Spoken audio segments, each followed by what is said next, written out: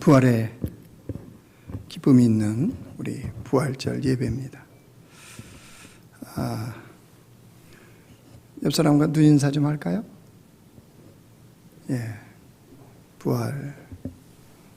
부활주일입니다. 설교에 앞서서 우리가 코로나19 우리가 지금 거리뛰기 또 사회적 거리두기와 더불어서 방역 수칙 또 예배 수칙을 지키고 있습니다. 우리가 지금 예배 시간에 여러분 앞에 스티커가 붙어져 있어요. 장의자에. 그 자리에 앉으시면 됩니다. 아시겠죠? 이렇게 지그재그로 지금 앉게 돼 있습니다. 장의자에 하나에 한 명 이렇게. 그리고 불편하시더라도 마스크 쓰십시오. 괜찮습니다. 마스크 쓰시고 또 혹시 미열이 있다든가 기침이 있다든가 그런 분들은 저 뒤에 새가족실에 분리 공간이 있습니다. 거기에서 안전하게 또 예배를 드리시면 되겠습니다. 너희가 거기서 배우리라. 이 말씀의 설교 제목으로 오늘 같이 말씀을 나누겠습니다. 오늘 예수님께서 죽음의 권세를 이기시고 부활하신 부활주일입니다. 여러분, 예수님이 부활하셨다는 것은 놀라운 복음입니다. 우리에게 놀라운 복된 소식입니다. 왜 그렇습니까? 예수님의 부활은 우리의 부활을 보증하기 때문입니다. 그래서 부활주일은 우리가 교회에서 정말로 축제로 지키는 거예요. 대축제로. 부활에 대한 감격, 기쁨, 감사. 이게 이제 넘치는 그게 부활주일이거든요. 그래서 우리는 잘 몰라도 원래 할렐루야 찬양대가 할렐루야 그걸 하잖아요. 그죠? 그러면은 중간에 이렇게 일어나가지고 이렇게 우리는 한 번도 못 해봤죠. 몰라서 할렐루야 찬양대는 그걸 했는데 우리가 어느 때 그거 해야 되는지 몰라가지고 그리고 언젠가 한번 준비되면 한번 해요. 그래갖고 정말 이렇게 박수를 치면서 부활의 그 감격이 막 넘치는 이게 사실 부활절이거든요. 근데 현실은 그런 예수님의 부활의 기쁨과 감격과 감사와 이것과 좀 거리가 멀어 보이는 것 같아요. 누가요? 우리 성도들이.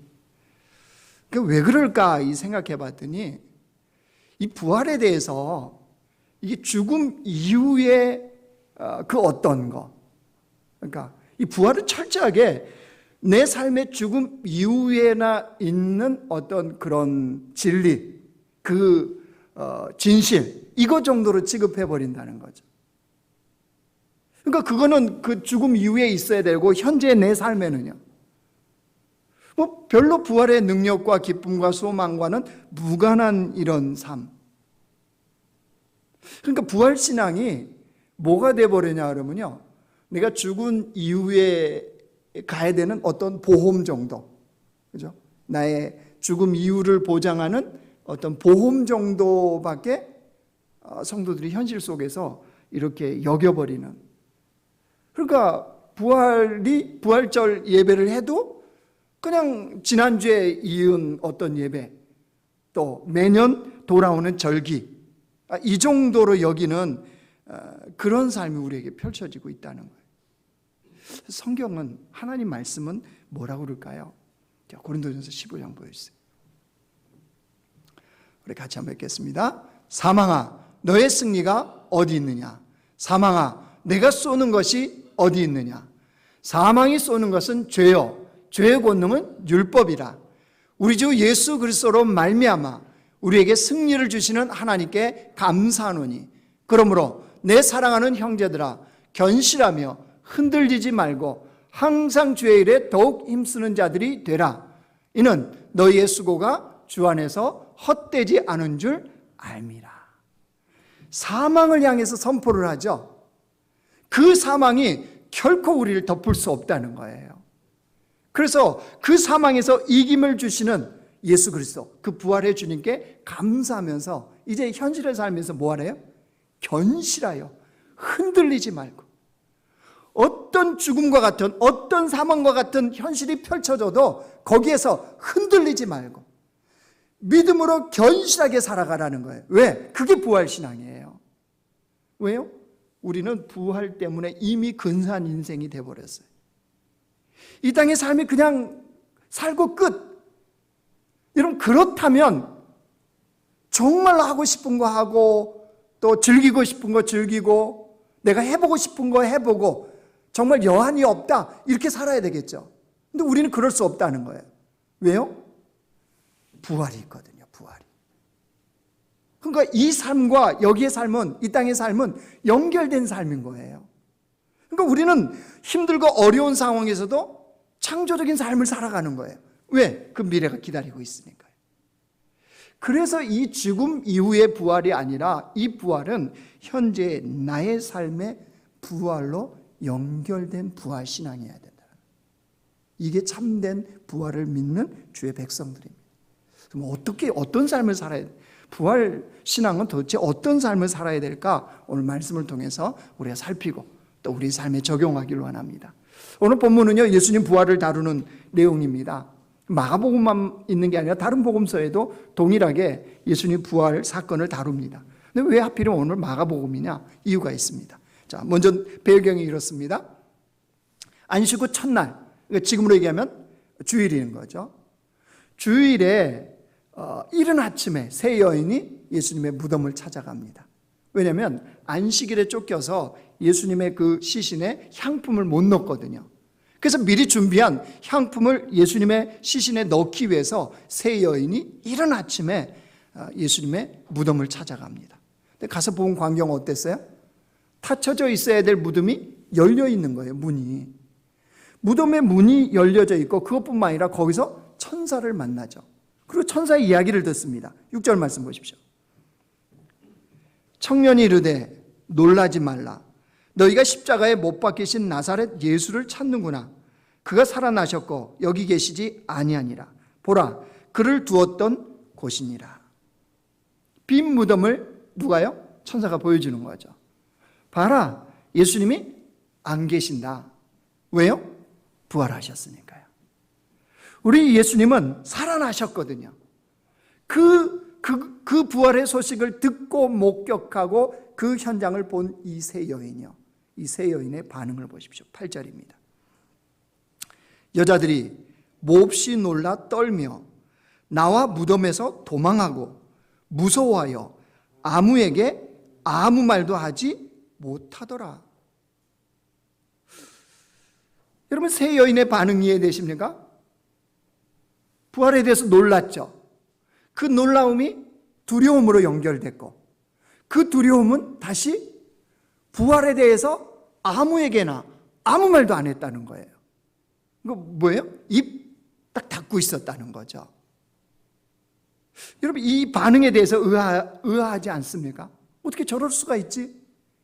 어떻게 저 놀라운 광경을, 저 놀라운 이 부활을 목격한 그들이 어떻게 아무에게 아무 말도 하지 않는, 입을 딱 닫는 이 일이 가능하지? 라고 생각할 수 있어요. 근데 왜 그랬느냐? 부활에 대해서 이 세 여인은 전혀 상상도 못했거든요. 전혀 예측하지 못한 예수님의 부활이 지금 이루어졌거든요. 그러니까 그것이 놀라움이, 두려움이 될 수밖에 없었죠. 여러분, 우리 삶에서도 마찬가지예요. 여러분, 멀리 찾을 거 없고요. 지금 우리가 겪고 있는 거예요. 오늘 부활절 예배 이렇게 중직자들 같이 드리자 그랬더니 이렇게 비록 장의자 한 분이 앉으셨지만 지금 꽉 찬 것 같아요. 꽉 찼다는 거는요, 설교자도요, 목사도 연약해요. 이게요, 찼잖아요, 이 안에 꽉 차오릅니다. 오늘 설교가 길어질지 몰라요. 기도하세요, 속으로. 우리 목사가 제정신 차리게 해주세요. 그리고 코로나19 우리 겪는 거 한번 생각해 보십시오. 처음 시작될 때 우리가 3월 이제 그 말쯤부터 이제 이게 심각 단계로, 위기 단계로 올렸잖아요. 그때부터 지금 4월에 이제 중순 지나고 있는데, 여러분 보시죠. 우리 어떤 생각했나요? 중국 우한에서 시작된 이 코로나19 바이러스가 중국에서 그냥 잘 마무리될 줄 알았잖아요. 설마 했잖아요. 근데 그게 남의 이야기가 아닌 게 돼버렸죠. 그리고 또 저쪽 미국이나 유럽에서도 남의 이야기 취급했어요. 그런데 지금은 오히려 그쪽이 더 난리잖아요. 지금 심각한 상황 속에 온 세계가 코로나19의 공포 속에 떠는 이 상황 보십시오. 우리 예상했나요? 아니, 전쟁 중에는 교회사에서요, 우리나라 교회사에서 전쟁이 일어날 때 교회가 예배를 못 드리고, 왜? 피난을 가니까. 이랬단 얘기는 들었어요. 아니, 그때도 그 공산당이 밀고 내려와도 교회를 지키기 위해서 순교한 많은 우리 신앙의 선배들이 있어요. 그런데 여러분 보십시오. 코로나19 때문에 예배가 금지되고, 그죠? 그 다음에 영상으로 예배를 드리고, 사회적 거리 두기를 해야 되고, 또 경제는 보십시오. 온 세계가 멈췄죠. 경제가 완전 바닥으로 추락하고. 여러분, 어느 누구가 지금 이거를 상상이나, 설마 바이러스 정도가 이렇게 세계를 꼼짝 못하게 할 거라는 것을 어느 누가 상상이나 했습니까? 여러분, 거기에 따른 사실 우리 안에 두려움이 생기죠. 여러분, 이 두려움은요, 전혀 예측하지 못한 일이 벌어지면 우리 안에 왜 그 두려움이 생기냐 그러면요, 준비가 안 됐거든요. 준비가 안 된 것에 대한 여러분 두려움이 굉장히 큽니다. 자, 코로나19에 준비되지 않는, 그 충분하지 않다고 느끼는 이것들 생각해 보십시오. 충분하지 않는 마스크 어떻습니까? 국가에도 없지만 내게 확보한 마스크가 충분하지 않을 때 생기는 두려움이 있죠. 여러분, 충분하지 않는 돈은 어떻습니까? 내게 충분하지 않는 건강, 내가 뭔가를 하려고 하는데 충분하지 않는 시간은 어떻습니까? 행복하기를 원하는데 충분하지 않는 행복. 이 상황을 만나면 우리 안에는 두려움이 생겨요. 분명히 부활의 능력과 소망과 기쁨이 있는데 이 두려움이 우리를 어디로 다시 집어넣냐 그러면요, 무덤 속으로, 다시 땅 속으로 집어넣어버려요. 아니, 부활은 진리인데, 이건 변할 수 없는 진리인데 우리의 현실은 다시 땅 속으로 묻혀버리는 이 일들이 벌어지더라는 거예요. 여인들이 지금 겪는 두려움과 불안은 거기에 있습니다. 더구나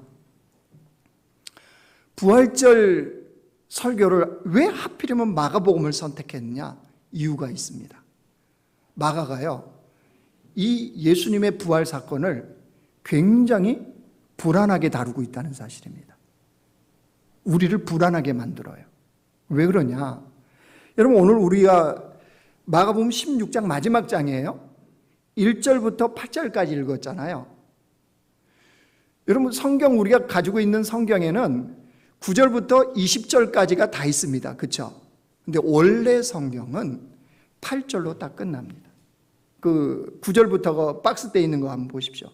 여러분, 성경에 박스돼 있죠? 그 다음에 마지막 그 20절 끝에 증언하시니라, 그 박스로 딱 쳐져 있죠. 그리고 9절에 그 보면 각주가 달려 있죠. 2라고. 그 관주 성경 있는 분들이 밑으로 내려보세요. 각주 2에 뭐라고 써졌습니까? 어떤 사본에는 9절에서 20절까지 없음, 이렇게 써져 있죠. 예, 맞습니다. 성경을 이 정경으로 정할 때 사본들을 참조했는데요, 그 참조했던 중요한 사본들이요, 중요한 사본들에는 9절부터 20절까지가 없습니다. 8절로 마가복음은 싹 끝납니다. 그러면 여러분 생각해 보십시오. 8절로 끝났으면 분명히 예수님의 부활을 목격한 증인들인데 끝이 뭐예요? 8절 보세요. 여자들이 몹시 놀라 떨며 나와 무덤에서 도망하고 무서워하여 아무에게 아무 말도 하지 못하더라. 그리고 끝이에요. 여러분, 이 독자들이 마가복음을 볼 때 얼마나 불안하겠습니까? 아니, 예수님의 부활이 목격했으면 전해져야죠. 그렇지 않겠어요? 그런데 8절로 싹 끝내버려요. 그럼 9절부터 20절은 뭐냐 그러면요, 초대교회가 이걸 정경으로 정할 때 사본들이 없었는데 마가가 너무 급작스럽게 끝내버린 거죠. 그러니까 예수님의 부활이 좀 부족해 보인 거예요, 설명이. 그래서 9절부터 20절까지를 다른 사본을 갖다가 집어넣는 거예요. 예수님의 부활을 설명하려고. 그러나 우리는 마가가 이렇게 끝냈을 때는 이유가 있겠습니까? 있겠습니까? 있는 거죠. 급격하게 예수님의 부활을 아무에게 아무 말도 하지 않았더라 라고 딱 끝낼 때는 분명한 이유가 있다는 거예요. 여러분, 그 이유가 오늘 천사가 이 세 여인에게 전해주는 말 속에 들어있습니다. 여러분 7절 가보세요. 7절.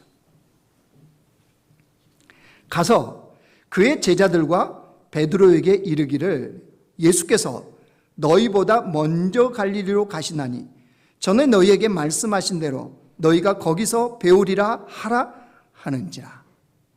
요것 때문이라는 거예요. 요것 때문에. 요것 때문에 8절로 그냥 끝해도 된다는 거예요. 무슨 말씀입니까? 예수님이 부활하셔서 어디 먼저 가 계신데요? 갈릴리에. 제자들한테 어디서 만나재요? 갈릴리에서. 그래서 8절로 끝나도 된다는 게 무슨 뜻이냐 그러면요. 그럼 마가복음을 마가가 첫 시작할 때 마가복음 1장 1절이 뭘로 시작하냐 그러면 보여주세요. 자, 같이 한번 읽어요. 하나님의 아들 예수 그리스도의 복음의 시작이라. 하나님의 아들 예수 그리스도의 복음의 시작을 첫 선언을 딱 시작하고 있죠. 그게 여러분 이 복음의 시작이 어디예요? 갈릴리입니다. 주님의 하나님 되심, 하나님의 아들 되심을 나타내신 곳이 어디예요? 갈릴리입니다. 자, 더 보여줄까요? 마가복음 1장 9절하고 28절 보여주실래요? 자, 같이 읽습니다. 시작. 그때 예수께서 갈릴리 나사렛에서부터 와서 요단강에서 요한에게 세례를 받으시고 예수의 소문이 곧 온 갈릴리 사방에 퍼지더라. 예수님의 하나님 되심, 복음의 첫 시작, 그 왕이신 예수님을 선포하고 그 주님을 나타내는 곳, 그게 어디였다고요? 갈릴리. 그 갈릴리에서 하나님의 생명의 역사, 복음의 역사는 나타나는 거예요. 그 갈릴리에서 예수님이 지금 뭐래요? 제자들한테 만나자는 거예요. 부활하신 예수님이 갈릴리에 먼저 가 계시겠다는 거예요. 자, 그러면 여러분 이 제자들에게 갈릴리는 어떤 장소일까요? 제자들에게 갈릴리는 삶의 현장이고 사역의 현장입니다. 그러면 삶으로서 이들의 갈릴리 어땠습니까? 삶으로서 애환이 있고 고달픔이 있는 게 사실은 제자들에게 갈릴리라는 삶의 현장의 장소예요. 아마 돌아가고 싶지도 않고 쳐다보고 싶지도 않았고, 그러니까 더 열망을 했겠죠. 주의 나라가 임할 때 나는 좌편에, 나는 우편에 앉게 해주옵소서. 이런 열망이 아마 더 컸을 거예요. 그러니까 애환과 고달픔과 아픔이 있는 장소가 사실은 제자들에게는 삶의 현장으로서 갈릴리입니다. 사역으로서는 어떨까요? 사역. 예수님과 함께 있을 때는 하나님 나라의 그 기적과 이적의 역사, 주님의 하나님 되심을 나타내는 현장이기도 했죠. 그러나 예수님이 붙들리시고 십자가에 죽는 것까지 여러분 생각해 보십시오. 예수님을 십자가에 죽였던 그 대적들이 지금 어떤 음모를 꾸미겠습니까? 그의 제자들조차도 싹 없애고자 하지 않겠습니까? 그러면 상식적으로 사람들이 어디에서 제자들을 기다리겠습니까? 어디에서 잡으려고 그럴까요? 그 사역의 현장인 거죠. 그러면 제자들에게 사역의 현장은 지금 무서움의 현장이에요. 우리도 예수님처럼 잡혀서 십자가에 죽는 거 아니야? 우리 인생이 끝나는 거 아니야? 그런 장소가 바로 갈릴리입니다.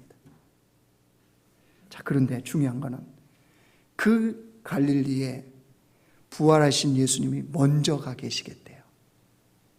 그리고 더 중요한 거는 거기서 만나재요.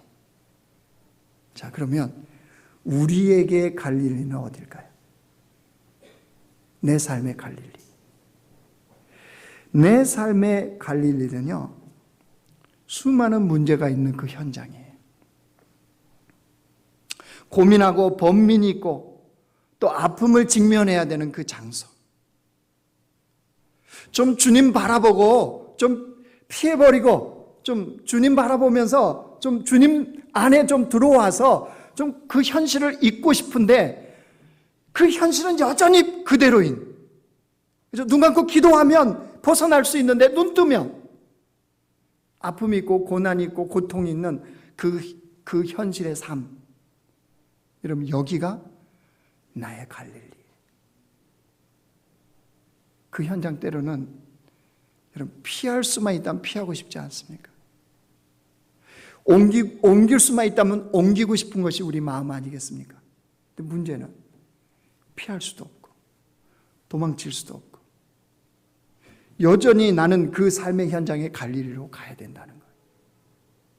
그게 우리에게는 갈릴리예요. 근데 제자들하고 동일해요. 주님이 뭐래요? 부활하신 주님이 내 삶의 그 갈릴리에 먼저 가 계시겠대. 그리고 다른 곳이 아니에요.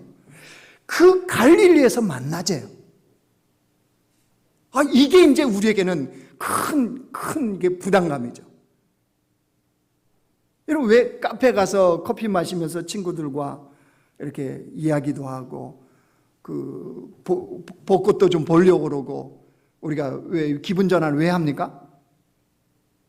갈릴리에서 그 시간만큼은 벗어나는 시간이잖아요. 애들이 학교 안 가서 어떤가요? 그래도 저는 나아요. 교회 오잖아요. 매일. 저희 아내는 죽을 것 같대요. 새끼를 다 챙겨야 되고 집 잠깐 나가면 엄마 어디야? 어딘데? 그리고 밥 차려주면 맛있게나 드시면 그렇잖아요. 밥상 딱 보고 아이. 그리고 쟤네들이 먹고 싶은 뭐 이렇게 그런 거 있잖아요. 왜? 이게 이제 이렇게 아내는 스트레스예요.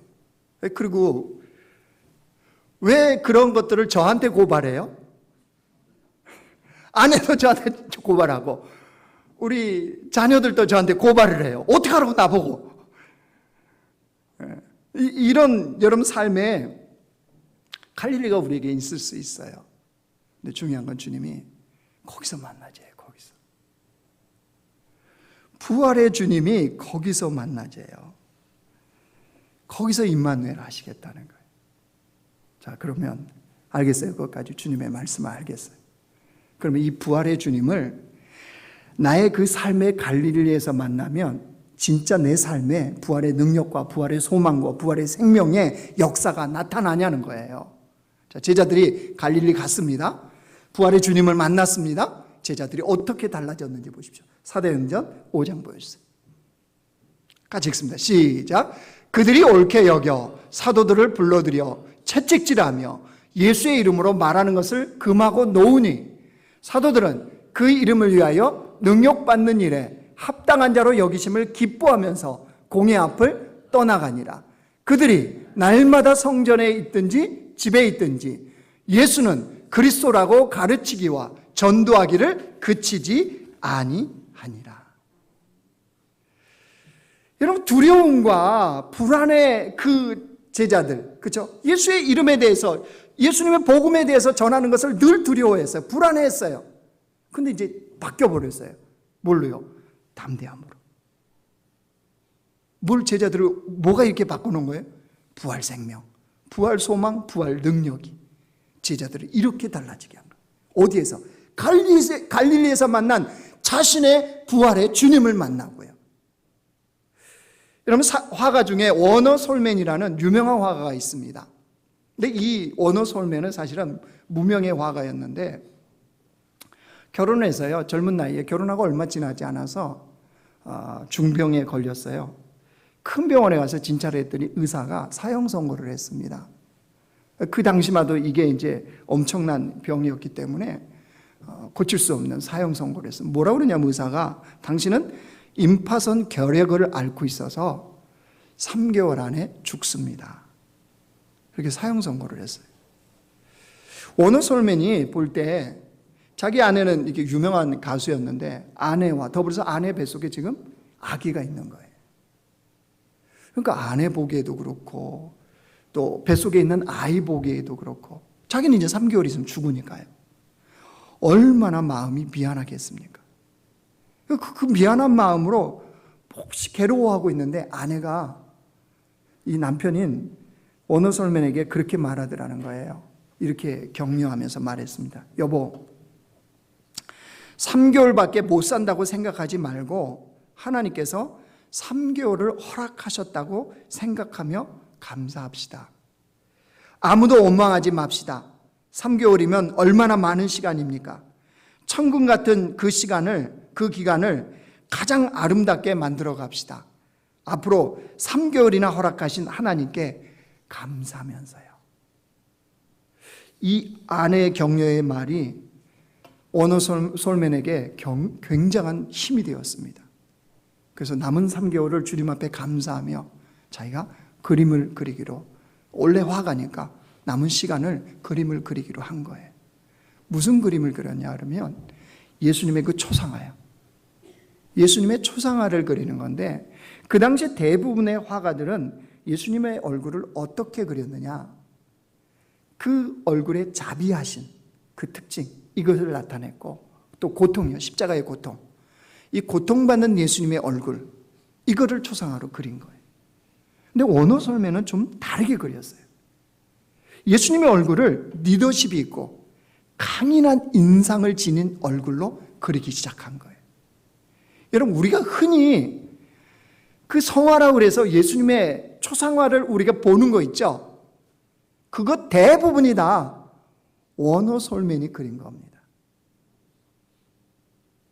원어설맨이 3개월 동안 그걸 그리자 이 성화가요, 수백만 장이 팔리기 시작했어요. 그리고 감사하게도 원어설맨이 병에서 낫게 되는 기적도 경험했어요. 이건 뭘 얘기하려고 그러냐면요, 동일한 상황에서도 다른 반응을 나타낼 수 있다는 거예요. 3개월 살다 죽을 수도 있었겠죠. 모든 사람이 다 그러면 3개월에서 다 고침받는다, 그렇지는 않습니다. 죽을 수도 있습니다. 안 나올 수도 있어요.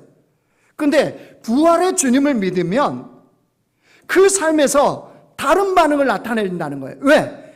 그 나의 삶의 현장, 그 아픔과 고통이 있는 그 갈릴리에서 부활의 주님을 만났기 때문에요. 아니, 만나고 살기 때문에요. 아니, 그 주님과 동행하며 살기 때문에요. 임파선 결핵을 알아도 그 자리에서 부활의 주님을 만나니까요. 그 부활의 주님이 함께 하시니까요. 결핵에 걸려서 설령 죽었다, 죽음의 그 순간에도 부활의 주님이 함께 하시니까요. 그 주님이 천국으로 함께 이끌어 가시니까요. 그러니까 다른 반응이 가능하다는 거예요. 동일한 상황에서 코로나19, 여러분 교회든 믿지 않는 사람이든 절이든 성당이든 다 동일합니다. 코로나19가 교회만 마치 문설주에 피 바르듯이 싹 지나가면 얼마나 좋겠어요. 그러나 그거는 우리의 소원일 뿐이에요. 그렇지 않잖아요. 다 동일합니다. 예수 믿는 사람들 믿지 않는 사람이든. 그럼 우리는 뭐가 다르냐 말이에요. 뭐가? 그 코로나19라는 이 상황이 우리에게 갈릴린 거예요. 그러면 거기서 부활의 주님을 나는 만나고 그 부활의 주님과 동행하며 그 부활의 주님과 함께 그 삶을 살아가는 거예요. 그러니까 다른 반응이 나오는 거죠. 다른 반응이 나올 수 있는 거예요. 사랑하는 성도 여러분, 이제 말씀을 정리하고 또 이제 마치려고 합니다. 내 자신의 갈릴리는 어디입니까? 피하고 싶은 갈릴리, 도망치고 싶은 갈릴리, 고통과 고난을 여전히 직면해야 되는 나의 삶의 갈릴리는 어디입니까? 분명하게 기억하십시오. 부활의 주님께서 먼저 그 자리에 가 계십니다. 그러면서 우리를 초청하세요. 거기서 만나지. 눈에 보이는 현실은 도망치고 싶은데 글로 오래요. 주님은 그 자리로 오래요. 그 자리로. 그 자리에서 부활의 주님이 나를 만나지. 그래서 부활로 우리를 회복시키시고 부활의 능력을 우리에게 덧입혀 주시고 부활의 생명과 부활의 소망을 우리에게 덧입히셔서 그 갈릴리에서도 부활의 백성답게 살게 하시겠다는 거예요. 여러분, 마가복음은 오리지널 마가복음 8절로 불안하게 끝냅니다. 그 어떻게 보면 우리에게 준 숙제인 것 같아요. 이것도 정말 위대한 메시지인 것 같아요. 성경 구절부터 기록되어 있지만 사실은 8절로 끝났기 때문에 9절부터는 이제 우리가 그 증거하라는 거예요. 여인들이 아무도 말하지 못하니라, 이거를 9절부터 우리가 쓰라는 거예요. 우리의 갈릴리에서 부활의 예수님을 나타내는 이 삶을 우리에게 살아가라는 숙제로 내준 거죠. 여러분, 그렇다면 우리 삶의 이제 개인 적용입니다. 가정에서, 직장에서, 여러분의 삶의 터전 그곳에서 부활의 주님을 나타내는 자들이 됩시다. 나를 통해서 다른 사람들이 부활의 주님을 볼 수 있도록, 부활신앙으로 저 사람은 사니까 저렇게 다르구나, 저 사람은 부활을 믿는 사람이기 때문에 저렇게 다르구나 라는 것을 나의 가정에서도, 나의 직장에서도, 나의 삶의 터전에서도 그걸 보여줄 수 있어야죠. 아니, 운전대를 잡고 운전하는 그 순간에도 달라야죠. 왜요? 부활신앙 때문에. 이게 개인적인 각자의 이제 적용을 하십시오. 또 하나, 우리 공동체가 적용하려고 합니다. 우리 교회 공동체가 함께 힘을 모아서 부활의 주님을 나타내려고 합니다. 코로나19 때문에요, 우리 이웃들이 참 힘듭니다. 식당도 힘들고, 기업하시는 분들도 힘들고, 또 교회들도요 정말 힘들어요. 자그마한 교회들은 정말 힘들게 지금 교회가 되어지고 있습니다. 그래서 많은 교회들이 지금 이런 교회, 개척교회를 돕기 위한, 월세를 내주기 위한 헌금을 모금하는 이런 교회들도 있더라고요. 정말 훌륭합니다. 또 어떤 교회들은 그 시나 또 도에서 뭐 긴급 재난 이거 주잖아요, 그렇죠? 설마 전혀 아닌 표정들 짓고 있는데, 목사님 나 안 받아요, 그런 분들이 있는데 이거를 시에 다시 교회들이 반납하는 이런 운동을 하는 지역들도 있어요. 그 기독교 연합회가 그렇게 해서 시에 다시 반납하는, 또 어떤 데는 지역 상권을 살려야 된다고 그래서 부활절 오늘부터 해서 뭐 한 달인가 뭐 몇 달 동안 지역 이 상권 살리기로 이렇게 같이 교회가 뭐 부활절 헌금을 교회가 이렇게 뭐라 그래, 지역의 상품을 사서 다른 사람들에게 이렇게 지원이 필요한 곳에 전달을 해요. 이런 훌륭한 일들을 하는 교회들이 참 많더라고요. 그 보면서 목사인 저로서 고민이 되었어요. 우리 교회는 어떻게 이웃의 아픔에 동참하면서 이 사회에 부활의 주님을 나타낼 수 있을까 고민하다가 우리 장로님들의 동의를 얻어서 우리는 이번에 서울역에 노숙인들, 그 다음에 쪽방촌, 그 다음에 저소득층, 이분들을 돕는 사단법인 나눔이라는 이 단체가 있습니다. 매일 그 서울역에서 그 노숙인 300명의 식사를 무료로 이렇게 공급을 하고 있어요. 거기를 알게 되어졌어요. 작년에도 우리 그 청년부가 그 겨울에 거기 봉사를 갔다 왔더라고요. 무료 급식을. 기독교 거기 단체에서 이제 운영하는 데인데, 한번 사진 한번 보여주실래요? 청년들 다녀온 사진이. 내가 다녀온 게 아니고. 사진 없어요? 네, 준비되면 띄워요. 준비되면 띄우는데 어디 뭐 컴퓨터가 좀 오류가 생겼나 보네요. 한 끼에 대략 2,000원 정도 이렇게 한답니다.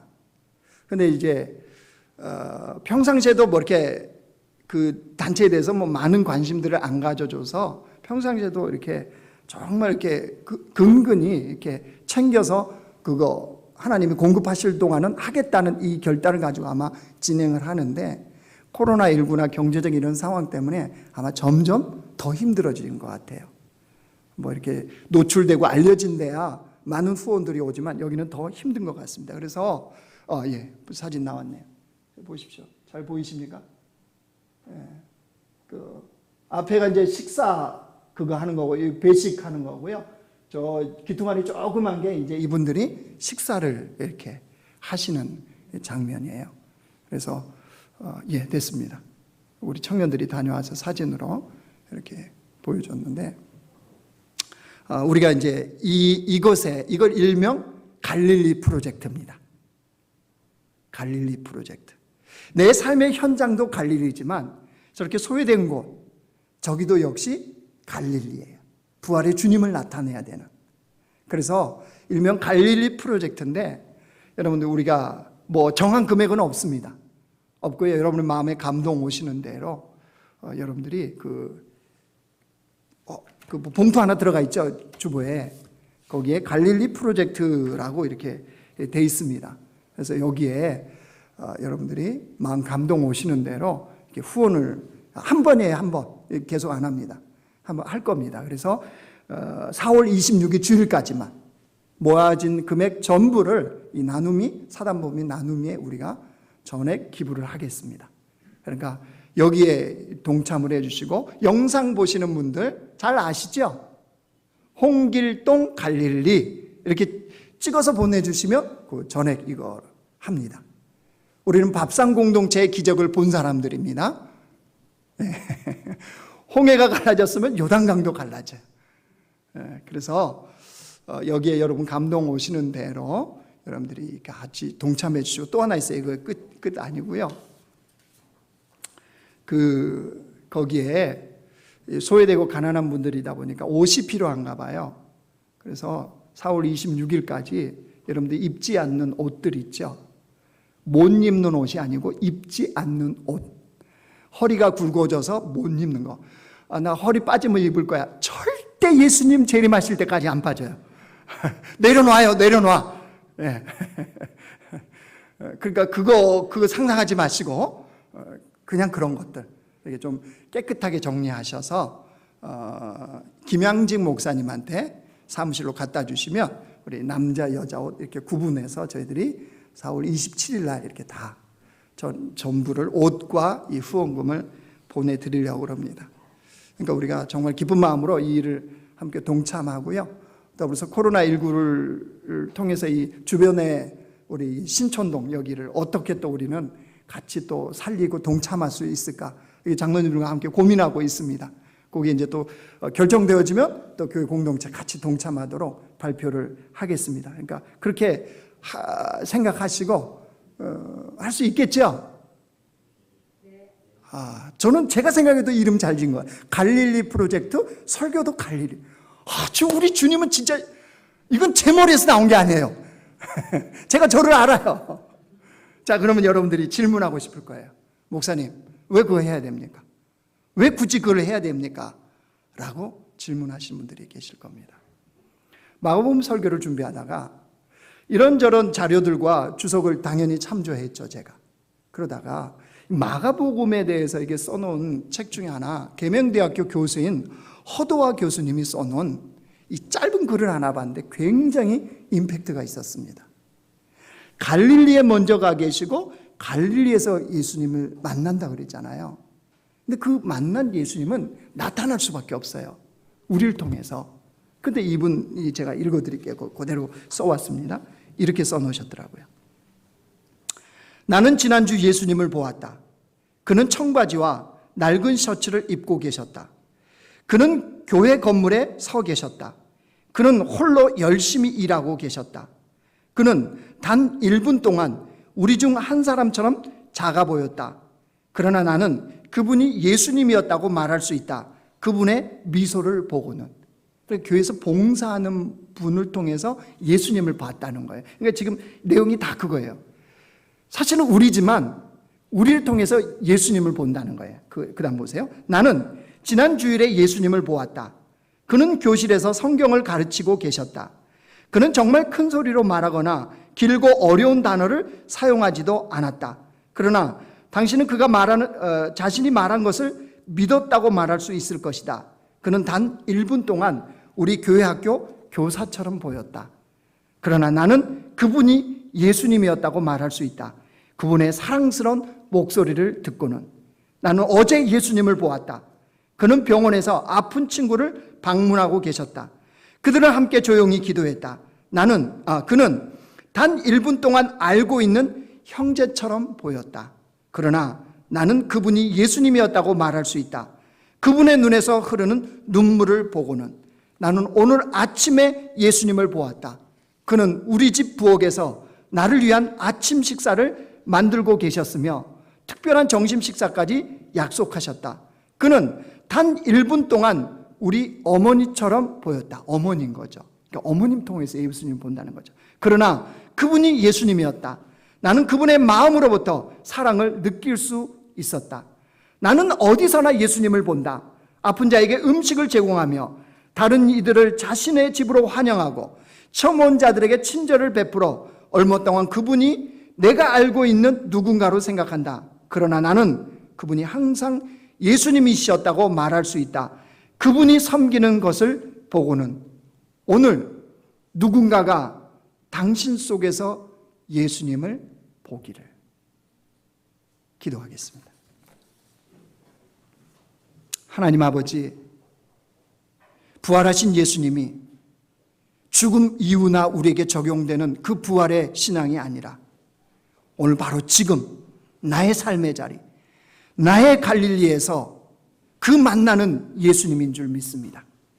나의 삶의 갈릴리에서 만난 그 부활의 예수님으로 말미암아 우리의 삶이 부활의 능력으로, 부활의 소망으로, 부활의 생명으로 넘쳐나는 주의 백성들이 되게 하여 주시옵소서.